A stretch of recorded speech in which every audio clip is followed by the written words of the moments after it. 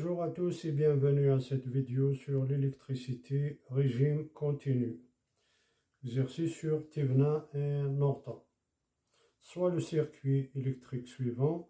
Donc on a un générateur de tension E1 de 20 volts, une résistance 10 ohms. Entre le dipôle A et B, on a une résistance de 10 ohms. Entre A et C, on a une résistance de 5 ohms. Et entre C et D, une résistance de 5 ohms. Question, déterminer le générateur de Thevenin équivalent au dipôle CD. Deuxième question, déterminer le générateur de Norton équivalent au dipôle CD. Donc pour le générateur équivalent Thevenin au dipôle CD, petit a, recherche du montage équivalent en tension vue des points A et B pour calculer la tension de Thevenin ETH. Donc, entre A et B, on va d'abord isoler cette partie, c'est-à-dire on va enlever la charge, on va considérer comme ces deux résistances comme une charge. Et puis on va calculer E Thevenin entre A et B. Donc il nous reste ce schéma-là, donc E1 égale 20 volts, on a 10 ohms et la résistance entre A et B, 10 ohms. Et on va calculer EAB à vide. Donc là, dans ce cas-là, on peut utiliser le diviseur de tension, DT, diviseur de tension.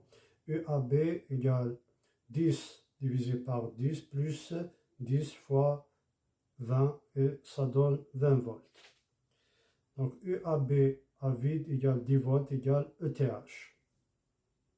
Donc ETH égale 10 volts. Ensuite, on va calculer la résistance de Thevenin.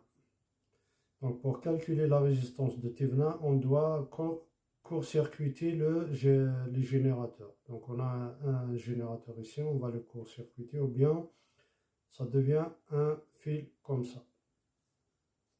Donc, on aura ce schéma-là, 10 ohms et 10 ohms, et là, on va calculer RTH, ou bien la résistance équivalente Thevenin.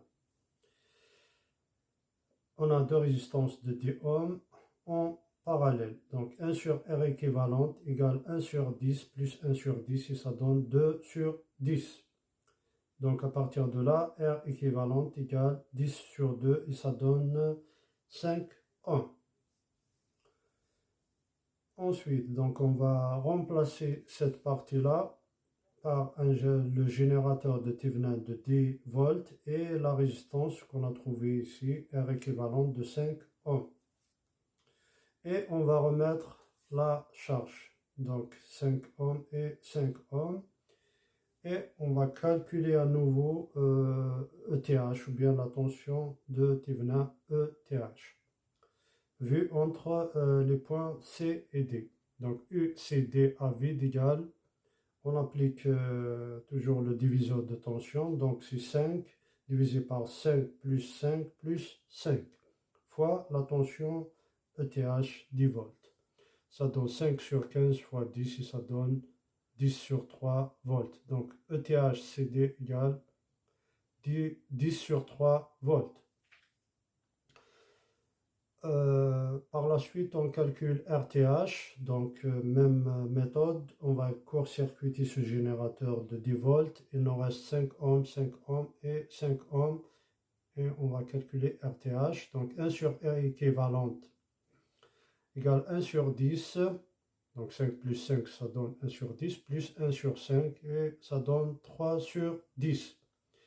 Donc R équivalente égale RTH, et RTH donc ça donne 10 sur 3 ohms. Conclusion, le circuit équivalent à tout le montage, donc ça donne ça. Donc on a ETH égale 10 sur 3 volts, c'est le générateur de Thevenin, vu entre C et D, et une résistance équivalente de Thevenin 10 sur 3 ohms. Ensuite, pour la deuxième question, déterminer le générateur de Norton équivalent au dipôle CD. Donc là, on va exploiter les résultats de Thevenin. Donc, générateur de Norton équivalent au dipôle CD, IN, bien le courant de Norton égale ETH sur RTH, et ça donne 10 sur 3 divisé par 10 sur 3, et le résultat c'est 1 ampère. I Norton égale 1 ampère. Pour la résistance de Norton, pareil, donc c'est égal à la résistance de Thevenin égale 10 sur 3 ohms. Rn égale 10 sur 3 ohms. Voilà, je vous remercie.